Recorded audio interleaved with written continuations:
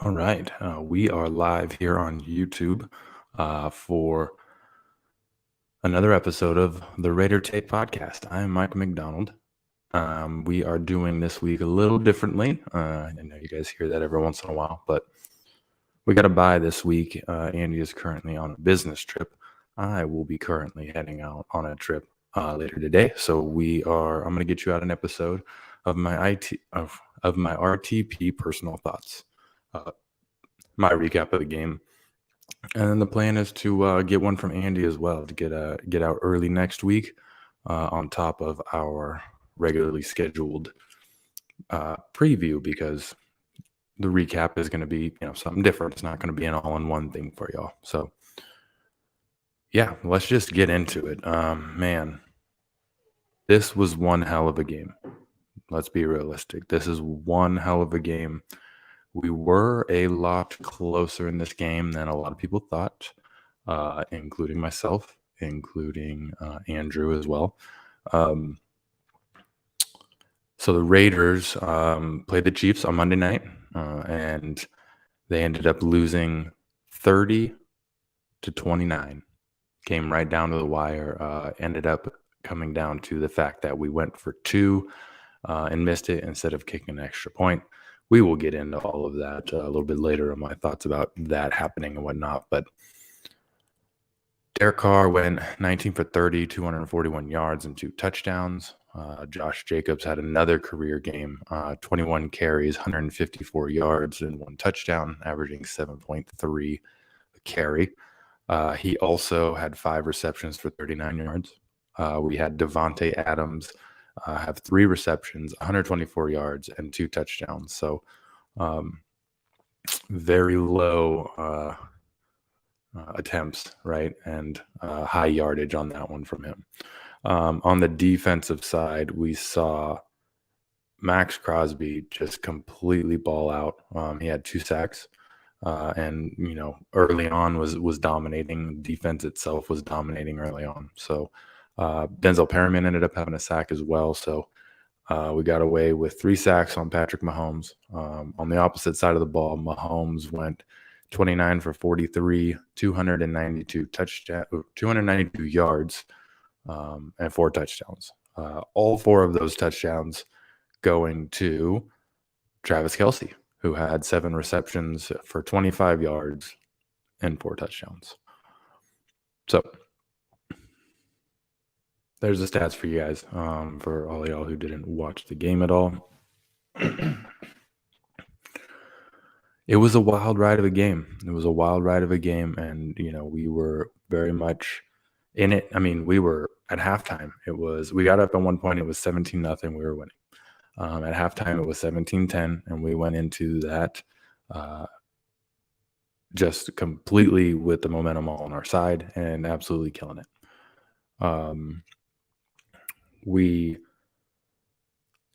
There was a lot of things in this game that you could point to as a very controversial talking topic. First one being a roughing the passer call on Chris Jones. That was skeptical at best, and I'm glad it went our way. If we had to turn that around to not get karma at the end of the game, I would gladly trade that. But essentially, Chris Jones sacks Derek Carr, and they call roughing the passer because he landed with his full body weight on top of him. Now, as you watch the replay of that play, you see that as he hits them, he strips the ball loose, and as they're going down to the ground, the ball essentially is just in Chris Jones's hands. So, the question mark is, when they went to the ground, the defender had the ball in his hand, so that penalty should be nullified. You cannot challenge penalties. They called what they called, and it was very beneficial on our end. I believe that play we went down and kicked a field goal to go up 17, if I'm not mistaken. So come out of halftime, and it instantly does not start good. They go down. I believe they go down and score a touchdown, and then we get the ball back. There was a I believe, unsportsmanlike conduct penalty, pushed us back. We essentially got pushed back inside of our own territory, and had to punt deep. Had some stupid penalties, so automatically starting off very rough.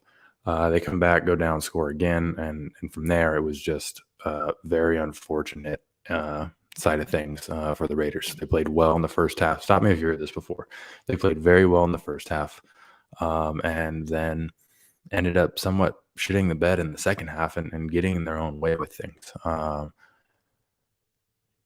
You know, we talked about it all when we did our review of the game. I also wrote another article for Just Blog Baby. Three key players to watch was Max Crosby, Devontae Adams, and Josh Jacobs. All three of those guys balled out, and as I said in the article, that we were going to need them to continue to ball out like they did the week prior if we're going to have a chance of winning this game. And we had a chance of winning this game. Fast forward to I want to say it was what, 4 minutes-ish left in the game, 5 minutes left in the game. They're driving down the field. We get a big stop in the red zone. They kick a field goal, and they miss it. And at the time, the score was 24-23 Chiefs. And then something that hasn't been called in the last 7 years got called on the Raiders. A holding call on defense on Malcolm Kuntz when they were rushing to try to block the field goal. So last time that was called, 2015 on Khalil Mack on Christmas for the Raiders as well. So it was dumbfounded. They get the ball first down. Defensive holding is 5 yards, automatic first down. So they get automatic first down. They go and they score, which put the score at 30-23.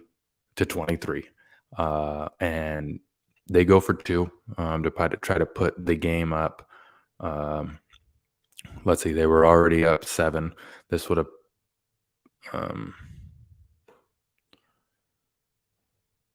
yeah. So they score a touchdown. It's 30-29. They're up, and they go for 2 to try to make it an 8-point game, I believe. And so, yeah. And so, anyways, we stopped them, luckily, keep them at 30. So we get the ball back, and as you know, that is a complete turn of the game. Not only did, they missed the field goal, we were down 1. We would have had a lot of momentum where the ball was at, and then, if we drive down, we could essentially, be in a position to take the lead even with a field goal. So that happens. It turns around. We drive down. We end up scoring a touchdown. Okay, and it is now 29-30. The Raiders decide to go for 2. Okay, on the road, down by 1. They go for 2. We go up by 1. It's one of those calls that apparently before we even got the ball back, DC and McDaniels were talking, and they decided that if they had the opportunity, that's what they were going to do. I like being aggressive there. To be honest with you, I think that as a team that's sitting 1-4 going into this game, or 1-3 going into this game. Chiefs are 3-1. I mean, our backs are against the wall in that situation, and we're playing on the road. We're in this game. We're playing with house money to try to win this. So I'm fine with that decision. Obviously, it backfired on us because we now, we lost by 1. If you want to look at it that way, essentially what happened is we missed it. Chiefs are driving down. They're up by 1, and we get a stop. Okay, we get a stop, and they end up punting. But if we had kicked the extra point and tied the game, no doubt about it, their whole strategy changes as they're driving because it's tied and they want to take the lead. It felt like they were pretty conservative, trying to run out the clock. We did well at stopping the run game, stopping their little short intermediate passing, and they kind of played a little vanilla compared to how their offense had played in the game and can play. So I think that, you know, all the people that are saying like you're an idiot, you should just at least tie the game. They don't punt that ball if the game is tied, in my opinion. They No team is scared about going for it on fourth down against the Raiders. That's what I've figured out this year so far. No team is scared about going fourth down against the Raiders. So I wholeheartedly believe that they would have done that. And that puts us in a whole different situation. But nonetheless, we get the ball back. We start driving down the field, and it's looking good. Time's running out and whatnot. We get a third down, and Devontae Adams beats his coverage and we throw it down the sideline. He catches it, has a little toe drag swag. They call it a catch. And then they review it and say that when his first toe was down, he was still bobbling the ball, which is an absolute bullshit call. Pardon my language. It is a terrible call because his left hand possessed it the whole time. And, I can see where they're coming from and thinking, oh, maybe he was bobbling it. But in my opinion, if that's Travis Kelce catching that ball, they keep it a catch. I know I sound like, oh, there's some conspiracy theory against the Raiders type of thing, but this is the type of crap that we see. And we see things that turn around on us in that realm. So they take it back. It's fourth down, and we run a play where we have Devontae Adams on the outside, Renfro on the inside. Renfro's running a deep out, and Adams is running a hero route, just a streak up the field. DC throws the ball, which looking like it was going to Adams up the field. And Renfro and Adams run into each other and take each other out on fourth down. End of the game. That is such Raiders fashion to end a game like that. It is absolutely unbelievable. It was heartbreaking in all Raiders fashion. It was absolutely heartbreaking. It totally felt like we should have won that game. We were in complete control. It's the Chiefs, so no lead is big enough for them to make a comeback, as we saw in the Super Bowl against the Niners. So, and on one account, I'm proud that they were able to fight as much as they did. But at the same time, it's the NFL. There's no moral victories. So, yeah, that's a little rough. It was a very tough time watching that at home and having to deal with all that emotion at the end of the game. As expected, not the only one either, because walking into the tunnel, Devontae Adams shoves a cameraman over that is kind of running in his way. And it seemed like he kind of ran in his way last second. For what reason, I have no idea. It actually came out not long before I started this that he is being charged with a misdemeanor assault. So we'll see where that goes and see if the NFL takes any action against that. See if he gets suspended. I'm more than likely he's going to get fined regardless, but it is what it is, you can't do that, but at the same time, one, that cameraman shouldn't just be running out in front in the middle of it almost looked deliberate, like he was trying to time it perfectly to run out in front of him. Secondly, anybody that's ever played any competitive sports knows that a loss like that, your emotions are running high. I don't know why there's not better protocol for, making sure that people are cleared out around it as the players are getting into the tunnel, making sure that their ability to get off the field without running into this type of issue of cameraman just swarming them or running around them or running in front of them. It's kind of ridiculous. So, yeah, all in all, tough game to watch, tough game to fall along with the whole way. Range of emotions. First half, very happy emotions. Second half, oh no, here we go again, emotions. End of the game, man, we have a chance. We blow it again type of thing. And like I said, in pure Raiders fashion, where the receivers run into each other. So that's cool. So now I'm going to get into how I feel about this team and where we go from here. But before we do that, I am going to tell everyone who this episode is brought to you by. And as always, it's brought to you by DraftKings. The NFL action is in full swing at DraftKings Sportsbook, an official sports betting partner of the NFL. We're talking touchdowns, big plays, and even bigger wins.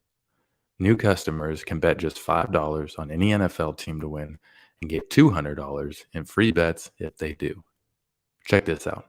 In addition to the usual bets, everyone can boost their winnings with DraftKings stepped-up same-game parlays. Now, as we mentioned before, last episode, I told you I liked the Raiders. I liked the Raiders to cover. They were, by game time start, they were 7.5 point dogs.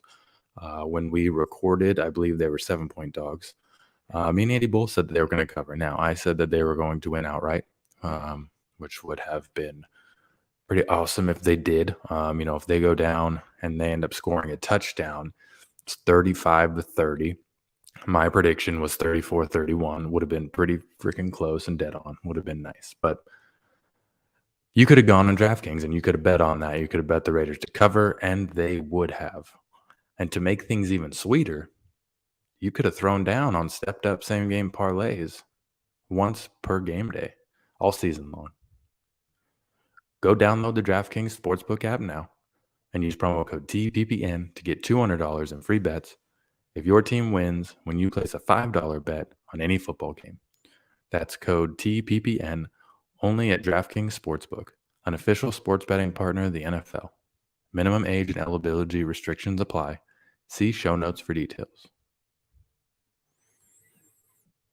All right. So as I said before, a lot of things that went on in this game, a lot of different emotions, a lot of such Raider things to happen, I don't even know how to explain it other than to just go through some things that I found. Of course, something like that happens, win or lose. You just start scouring Twitter, right? You just start scouring social media, whether it's to make yourself feel better about something or to see all the awesome posts after a win or what have you, especially after a controversial game like we had on Monday night with so many different controversial topics and things to touch on. So as I mentioned earlier, Malcolm Kuntz had a holding call on field goal, and it's probably the one thing that turned the game around the most was that call because of what transpired afterwards with them scoring a touchdown as opposed to having a missed field goal, just getting the ball back. Tell me the last time anyone remembers that flag being called. Because it just that's not something that gets called ever. I mentioned previously that the last time it was actually called in the NFL was in 2015 on Christmas against Khalil Mack, which was against the Raiders as well. Of course it was. And according to the lovely Josh Dubow on Twitter, anyone that's on Raiders Twitter knows him, knows who he is. It has only been called 7 times, basically in the last 12 years. So ever since 2010, there's only been 7 times that penalty is called. So do with it what you want with that information, but it is such a bullcrap thing to happen to us that caused a turnaround like that. On that same note, as we talked about the roughing the passer call that got called, that was, I will admit, a bad call, but it benefited us, so hell yeah. After that roughing the passer was called, for the rest of the game, there was 7 penalties called on the Raiders and 0 penalties called on the Chiefs. And there is a viral video that's going around of the head referee basically picking up a flag of, I think, blocking the back or something along those lines from a kickoff, and he is just quivering through his call of there not being a penalty, which the internet ran with, on basically him being just completely terrified and afraid to even call a penalty on the Chiefs, because can't mess with that NFL bottom line, can't mess with their darling team, the Chiefs, and Patrick Mahomes. So, um, conspiracy theory, yeah, maybe, but very valid in my opinion. Um, Getting into a few the things in regards to the game. Not only did the Raiders, have a penalty called on them that hasn't been called in the last 7 years. They also set a NFL history record. They had a 150-yard rusher in Josh Jacobs, 150 plus yard rusher. They had a 100-yard plus receiver, Devontae Adams. They had 0 turnovers, and they had no more than 2 punts the whole game. Probably the greatest Raider game statistically that we've seen them play in a long time, right? They are the first NFL team in history to do all of those things and still lose. And that was brought by OptiStats, at OptiStats on Twitter. And it's,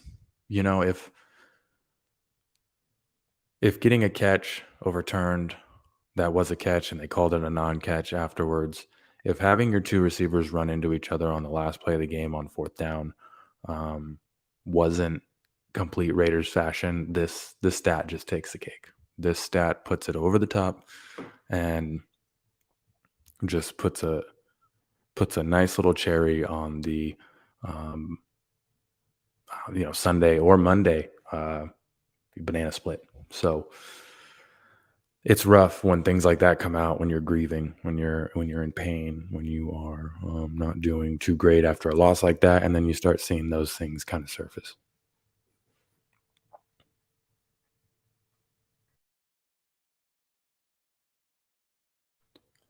Getting back to that last final play, I did find something from Golden Tate that was very interesting.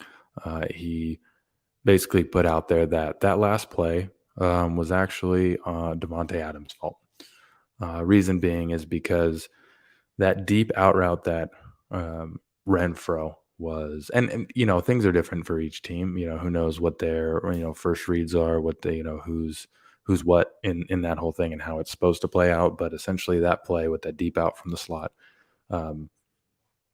Devontae Adams, the outside receiver, has to get an outside release. And in his notes that he has from his playbook from one year, it literally says for that outside guy, MOR, must outside release, because that outside release is going to give that slot guy enough room to break underneath you and either open you up or get him open because of that, essentially not crossing patterns, but you've got your defenders, crossing each other when it's a man-to-man situation like it was.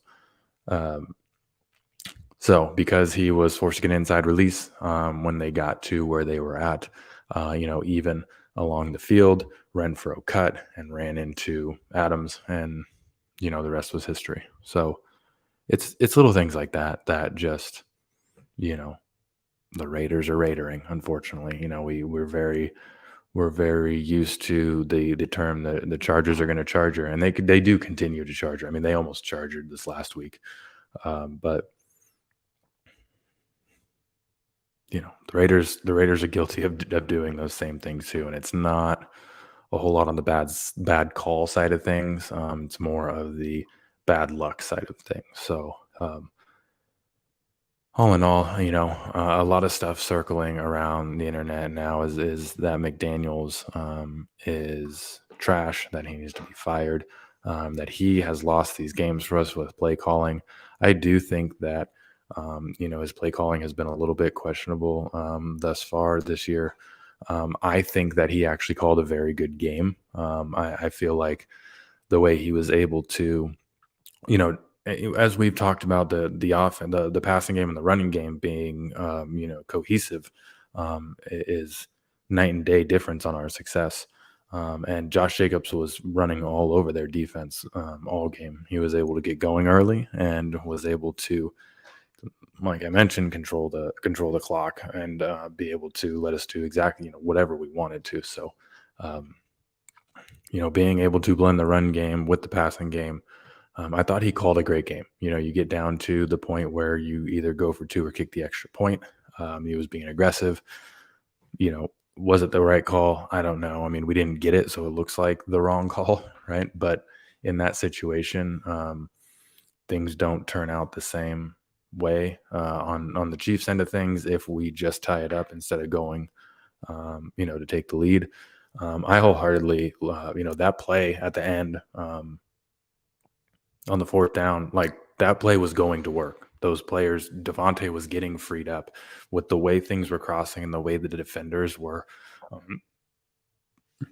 coming across each other. And if Renfro and Adams don't run into each other, I fully believe that Adams kind of breaks through that little mess and gets a little bit of a beat on his defender, which we saw him do three times actually. And that one was called back. So, you look at the catch that was called back, that puts us in field goal range automatically. Like Carlson is in field goal range.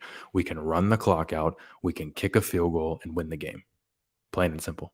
And they reversed it. And now we're stuck in this situation where we got to go for it on fourth down. We go for it on fourth down and we call a play that it was going to work. It was going to free him up, and he was going to be in a position to make the catch because DC released the ball at a perfect time where they were crossing, and he was going to, be free over the top and at least have a chance to come down with a catch, or be open because he beat his guy. Then they run into each other, and then it's game blouses. It's game's over, we lose. So it's those type of things. Like I don't think. I don't put this loss on McDaniels whatsoever. I put this loss on a couple of unfortunate events that did not go our way. I mean, the Raiders last year, I believe they won 7 games on a walk-off play, or down to something that was down to the wire. So you look at last year, we're playing better football than last year. The way that both sides of the ball are cohesively playing, and when each side of the ball is playing at a top level, we're playing better than we played last year. We're just not getting the wins. We're just not getting that walk-off play going our way. The ball is not bouncing our way each time. And I went over this already when, we were at a point that we were, 0-3, and it's like, we're just not getting the lucky bounces. We still can't close out games. That was something we couldn't, we weren't able to necessarily do last year. We were just getting the lucky bounces, like I said. So all in all, it's tough, man. It's tough to go through, tough to deal with. We got a bye week. I think with some of the injuries we've had and some of the things that have gone on, this is going to be a good time for a bye week. We saw Darren Waller get like 8 plays into the game and hurt his hamstring again. It's been rough because as soon as he signed that new deal, it's just been, going downhill since then. But hopefully he can get healthy. We can turn this around, get ready for the Texans, and come out. We've got a good stretch. We've got a good stretch of our schedule between now and I believe roughly week 10 against the Chargers. Let me see here. So we have a bye. We go into a bye this Sunday. We play the Texans. We play the Saints. We play the Jaguars. We play the Colts, Broncos, Seahawks. And then December 4th, we play the Chargers. I mean, at this point, when you're 1-4 going into bye week, it's hard to say that like we could easily go out and win those games. But the way we've been playing, man, we could have easily won a lot of these games that we've been in, if not all of them.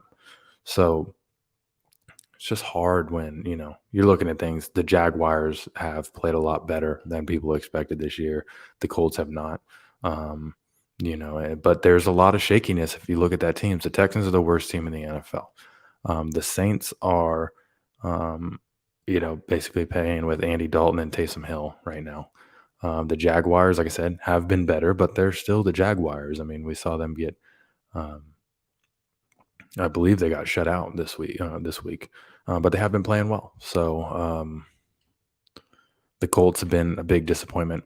Matt Ryan, I think, is the most sacked player in the NFL right now. They're not doing too hot, but who knows what it'll be, in 4 weeks. The Broncos are the Broncos. I wholeheartedly expect us to go out there and get another win. They have been probably one of the biggest letdown stories of the year in regards to, I mean, I'm sure we are considered that as well too, but with how much everybody was saying that the Broncos are a Super Bowl contender now because they have Russell Wilson and how much they've been terrible, um, since the start of the season. I will preach for the end of time until they prove me wrong that they're frauds, and they always will be frauds. So, and the Seahawks are rocking with Geno Smith, right? Geno Smith or Drew Lock and Drew Lock, and Geno Smith has been running it, and I don't know if he's still not writing back, but people wrote him off. He's not writing back, but I would expect that we would be able to go into that game and beat him as well. So very confident over this next stretch. I mean, the Raiders really have to go on a huge winning streak. Now it obviously gets harder after that. We have Chargers, Rams, Patriots, Steelers, Niners, and then end it off with the Chiefs. So it's going to be huge. This next stretch of 1, 2, 3, 4, 5, 6 games. We need to win most of them, if not all of them. I think we can still be competitive. I think as much as I hate a week 6 bye, I think it's kind of coming at a good time for us. So we'll see what happens. We'll see where we go from here, but I hope it's up because it doesn't look good right now, but it does look good because of the way we're playing. We are a lot better than our record is showing. I know you are what your record says you are, but I think if there's any team in the NFL that their record does not reflect the type of talent that they have, it's our record. So we'll see what happens. But yeah, hopefully you guys enjoyed the episode. Tried to do this live on YouTube. Hopefully it seemed decent enough on YouTube. If you're watching on YouTube, you can obviously see DraftKings Sportsbook, promo code TPPN. Go download that. Go download DraftKings in general. When you sign up, use code TPPN. It's a way to show love to the podcast and the network that's showing love to us. So go sign up if you haven't signed up. Do one for the boys and go sign up with that promo code. Hopefully you enjoyed the episode. We are planning on getting Andy's thoughts of things as well.